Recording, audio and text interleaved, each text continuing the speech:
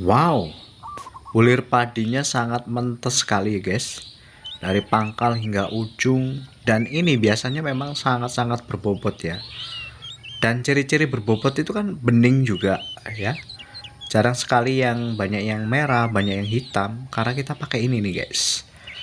Ikuti terus.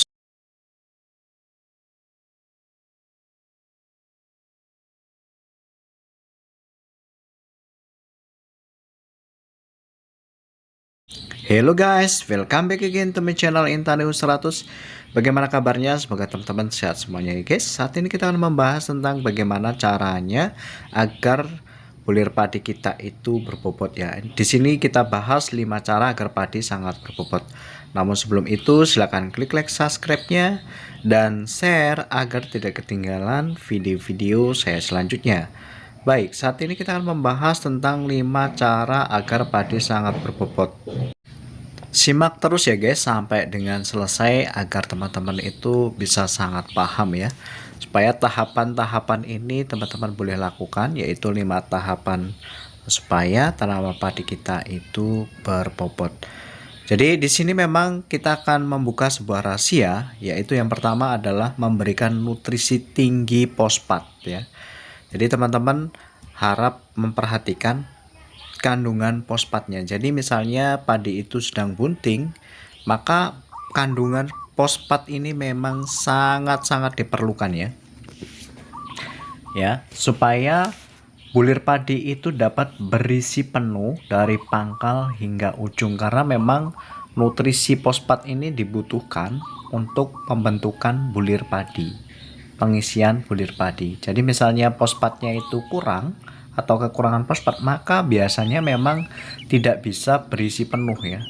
Dari pangkal hingga ujung itu tidak bisa berisi penuh. Jadi teman-teman harap perhatikan pada saat padi bunting ya. Pada saat padi bunting harus kita berikan fosfat yang cukup ya, supaya bulir padi itu dapat berisi penuh dari pangkal hingga ujung, tidak banyak yang mengalami bulir hampa, padi hampa atau gabuk ya. Jadi memang pupuk fosfat ini sangat penting. Kemudian yang kedua yang harus teman-teman perhatikan yaitu pemberian pupuk tinggi kalium. Pada saat padi bunting itu memang sangat-sangat memerlukan fosfat dan kalium ini supaya nutrisi yang disepraikan itu dapat diserap dengan maksimal oleh tanaman padi kita, karena memang kalium ini sifatnya adalah aktivator ya, supaya batang tanaman padi kita itu sehat, akarnya sehat, daunnya sehat, sehingga dapat menyerap setiap nutrisi itu dengan optimal dan maksimal ya. Kemudian yang ketiga teman-teman, spraykan fungisida.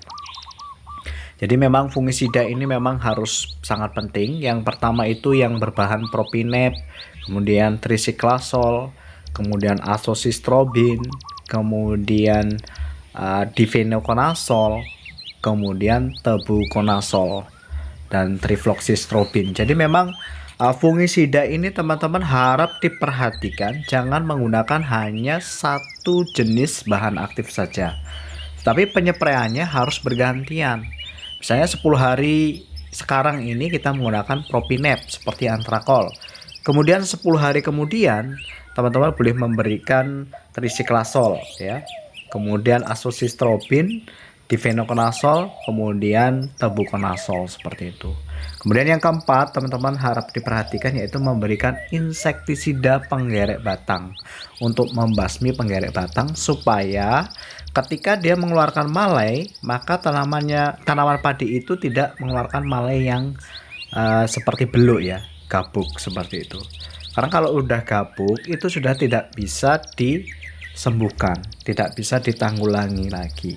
Jadi memang insektisida penggerek batang itu memang harus dikuatin ya, dari sejak dini mungkin, sejak pada saat usia 15 hari, dan pada saat padi bunting itu harus diperbanyak penggerek batangnya. Kemudian yang kelima, teman-teman aplikasikan insektisida pembasmi wereng dan walang sangit. Wereng dan walang sangit ini memang benar-benar krusial ya apabila tidak ditanggulangi, karena apabila batang tanaman padi kita itu terserang wereng, maka pengisian bulir padi itu tidak akan berjalan dengan optimal dan maksimal ya. Jadi memang harus kita basmi.